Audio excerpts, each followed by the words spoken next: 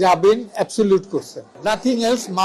মামলা বাণিজ্য আপনাদের জন্য এবং আমাদের জন্য এবং জাতির জন্য একটা সুখবর আছে। প্রথমত হলো আসাদুজ্জামান নূরের 2টা মামলায় জামিন অ্যাবসলিউট করছেন এবং আমার মনে হয় এখন আর এতে বাধা হবে না। অন্য মামলা যেগুলো আছে সেই জন্য গত পার্লামেন্টের গত সরকার সময় যিনি চিফ হুইপ ছিলেন আসম ফিরোজ, তার জামিনের মামলাটাও আদালত অ্যাবসলিউট করে। আসম ফিরোজ অত্যন্ত অসুস্থ, আমরা আশা করব যে শীঘ্রই আজকালকের ভেতরে তিনি মুক্তি পাবেন এবং পরিবারের কাছে ফিরে যাবেন এবং সুচিকিৎসা পাবেন। আসম ফিরোজের সেটা ডকুমেন্টস আমাদের কাছে ছিল, কল রেকর্ড।